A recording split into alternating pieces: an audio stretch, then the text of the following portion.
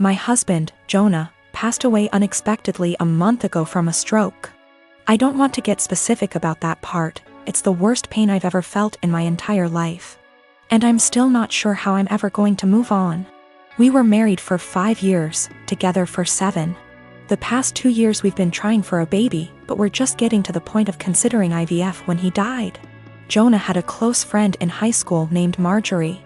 Marjorie also ended up going to the same university as he did, and they spent a lot of time together during those college years. Jonah said that he liked Marjorie's company, but never felt anything beyond friendship with her, which I totally believe. Jonah dated other women during that period, but told me that several times Marjorie hinted that she wanted him to ask her out. She also joked about wanting him to be her plan B in case she didn't meet someone and get married by 30. By the time I'd started dating Jonah, he had moved a couple hours away from his hometown, and Marjorie. Despite this, Marjorie immediately began finding excuses to come to our town and hang out, which usually involved her encouraging us to go drinking, and then her passing out on the couch at Jonah's apartment. I didn't mind her for the most part, but she had a habit of saying things like, "You know you ruined our marriage pact," and pointing out all the things that she knew about him, like what he took in his coffee, his favorite bands, etc. Over the course of our relationship, and especially after we got married, Jonah definitely put some distance into his relationship with Marjorie. He confided in me that he felt he had outgrown her and that they really had little in common anymore. He stopped responding to her invitations to hang out as often, though he would occasionally call to catch up out of guilt, especially when she would text him or leave messages saying she was so sad he was ignoring her and the like. But now he's gone. I had him cremated, like he wanted. We haven't done the memorial service yet, it was too hard for me to even imagine the first couple of weeks. And I also wanted to give time for some out-of-state people to make travel plans. The memorial is this weekend. However, 2 weeks ago, I received an email from Marjorie sent to around 60 people, including Jonah's family, saying that she was holding a memorial service for Jonah in the town where they grew up, the day before his memorial here. I was completely blown away, seeing as she hadn't mentioned anything to me or even attempted to call. Along with the details, the email said that she was planning the memorial in light of the fact that no other service had yet been held in his memory, and he deserved to be laid to rest with honor. For the record, she was invited to the memorial which I've been planning and knew it was happening. I called her, of course, and told her that while I appreciated her willingness to help with Jonah's goodbye, I was already planning a service for him that would involve all of his family and friends. She immediately went on the defensive and said that she had only started to plan a service when she realized I wasn't willing to do it in a timely manner. I told her that the timing wasn't her choice to make, but that if she wanted to have a memorial of some kind, to please just add on the invitation that his official memorial was going to be held this weekend. She said fine. I sent a message to all of Jonah's invited friends and family to make sure that they knew the real service, with both of our families, was going to be here, and then just washed my hands of the whole thing. This week I received a message on Facebook from Jonah's cousin, saying that Marjorie, who has apparently blocked me on Facebook, created an event for Jonah's official memorial service, her memorial, and invited everyone she possibly could. I've been getting blown up with emails asking which day the memorial is, and where.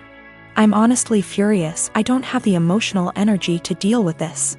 I ended up putting a post up on my wall, reiterating the date of his service here, and asking people to please share it. Thankfully, I think the older members of the family don't use Facebook or email very often, so most of them haven't been confused, but a lot of people now think that Marjorie's service is the real one. I called Marjorie again, asking her to add an addendum to her event saying that his actual memorial was going to be here. She told me that Jonah would have wanted it this way, and that if I couldn't appreciate her efforts, I wasn't invited to say goodbye to Jonah. I told her that was fine, seeing as I'd already said goodbye to Jonah when I held him as he died. She hung up. Apparently she's now spreading information to her mutual friends with Jonah, saying that he was planning on leaving me because I wasn't able to conceive. She also said that we had approached her to carry a baby for us, all absolute lies. His cousin sent me a screenshot of a text where she said that Jonah always thought we would have the cutest baby together, and that angry widow doesn't understand how much he wants children. I'm at a loss as to what to do. I don't care what she says about me, but she's now tarnishing my husband's memory, especially saying that he wanted to divorce. Jonah would never have left me, and anyone that knows him at all knows that we were committed to each other above all else. I need to figure out how to tell this woman to off without encouraging her to spread more lies. And I also want to just forget the whole thing and crawl in bed and never get up again. My fiancé, male 28 years old, and I, female 30 years old, have been together for 3 years. I used to live close to work and used public transportation, but after I moved into his house, which is hours away from work, I bought myself a car since I'm a nurse, and also since there isn't any hospitals close to where we live that I could transfer to. My fiancé's car hasn't been working for close to 2 months now. It requires so much money to get it fixed, and he refused my financial help when I offered it. Instead, he would ask to use my car every now and then, and I agreed as long as it's when I'm not working, and also, since he only uses it for trips to the supermarket, etc. On New Year's Eve, he told me he wanted to use my car to go hang out with his friends and celebrate, but I declined because I had to cover a night shift and needed my car to travel to work. He insisted and even suggested I take the night off or swap shifts with another nurse, but I couldn't do that last minute. I thought he dropped it then, but when I went into the shower and got out, I couldn't find him nor my car. I freaked out and started calling for half an hour, but he didn't answer me. I tried again till one of his friends picked up. I demanded he give the phone to my fiancé, but he said they were out and confirmed that he took my car and told me that my fiancé said that it's better that I skip my shift and he'll be back with my car later. I couldn't take it. I felt so enraged. I had my fiancé on the phone telling him I did not consent for him to take my car to go hang out with friends, and said I'd call the police to get it back if he refused to come back with it. But he didn't take me seriously, so I ended up calling the police, and he and his friends were picked up at the bar where they were hanging out, then were taken to the police department. I got my car from there and still went to my shift. My fiancé was let go hours after I left, and he blew up my phone with missed calls and texts about how I was out of my mind to call the police on him and put him in this situation. I did not respond, but when I got off work the next day, we got into an argument, and he said he couldn't believe I'd do this to him, but I told him he made me do this, to which he responded that I was petty and callous because not only did I ruin his New Year's celebration, but all his friends aren't speaking to him after I put them in this situation as well, and he then kept giving me silence about it. I did consider this a form of theft, especially since he went behind my back after getting a no from me. But he was shocked that I'd even imply that he was a thief and said what's yours is mine and vice versa, so I shouldn't be using the terms theft and stealing. I'll try to give my girlfriend's side here too, so it's not too biased. I used to dress like shit. I was perfectly content wearing my gym clothes everywhere and stretched the dress code as much as possible for work. My girlfriend works in the fashion industry, so she helped me buy some clothes that fit me better and looked nicer without being out of my comfort zone, so I was really thankful for that. I kept all the same gym clothes, sweatpants, Panama pants, old t-shirts and sweaters and jeans, etc., as well as all of my shoes, because I figured they'd be fine to wear around the house or to work out, because I don't really care how I look for that. I told her she could buy clothes for me if she wants, because she knows what I like, which is maybe where I went wrong. Last week I went on training for work, and it was my birthday while I was gone. I got back and my girlfriend had donated all of my old clothes that she hadn't picked out and replaced it with new stuff. I tried to act grateful at first, but honestly I am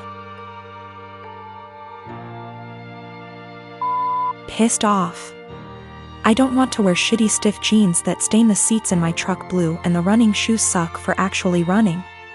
Even the sweatpants are kinda tight, which in my mind defeats the purpose of wearing sweatpants. She got rid of all my old t-shirts that I bought at games and replaced them with plain colors, but now I have barely any t-shirts at all, and she spent a ton of money doing this. I know the jeans alone are over $300, and the shoes probably cost over $2,000.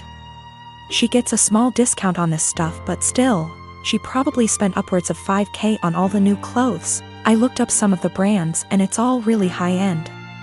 I told her I wish she hadn't gotten rid of my old stuff, and she said I would have kept wearing it, so she had to, but offered to go get it back from the thrift store. Well, the thrift store apparently sends their donated clothes away to get wasted, and then they get sent to various locations throughout our city, so basically no one has any idea where my clothes are and they're as good as gone. The reason I'm posting is she's now mad at me for being ungrateful and says I should respect and appreciate her more. But yeah, I'm not really that thankful because she got rid of all my shit.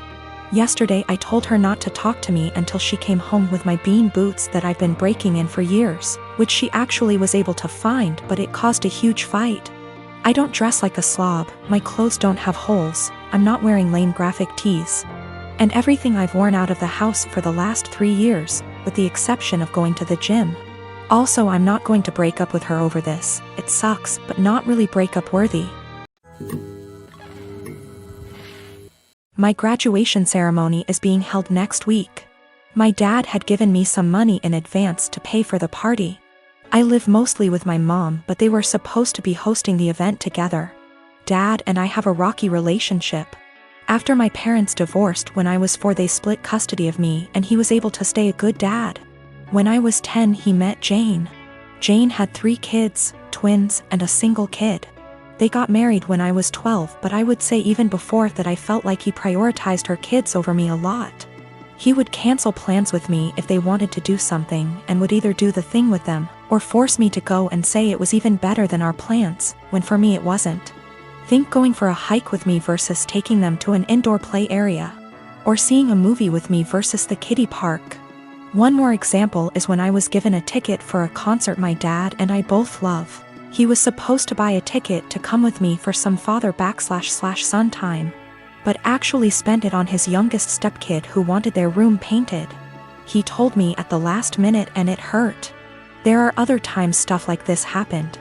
He didn't show up at the hospital when I broke my arm because one stepkid was getting their tonsils out and wanted both him and his wife there. He told my mom over the phone to tell me he was proud of me for being brave and understanding. When I would bring this stuff up to him, he'd tell me it was natural to feel jealous of sharing his attention. That was all he would say. In 2019, he told my mom he would split the cost of a trip I wanted to go on with one of my clubs, because she didn't have the money all by herself. Mom had her half saved. We told my dad he needed to pay. He said bills were tight and it was the twins' birthdays and the money needed to go on something for them. He told me we could do something as a family when the trip happened instead. I told him to forget it. That he was making it clear who was more important and I was going to stay with my mom where I actually mattered. Mom borrowed money to cover the other half of the trip. Dad told me he regretted making me feel less important and we were working on things, and then the graduation money was given about a month ago. Then a week ago he called and told me how one of the stepkids was being bullied, how bad of a time they're having it. And with that money they could help cheer them up for their birthday. I was pissed. I hung up. Then 2 days later I showed up at his doorstep, gave him the money and told him I didn't want to see him or his new family at my graduation, and that he had chosen who was more important, so he better stay out of my life. His stepkids and 2 younger bio kids were there. I didn't stick around. He called and told me we needed to talk it out like adults, and that I had hurt the kids' feelings. His wife freaked out on me, so I blocked her,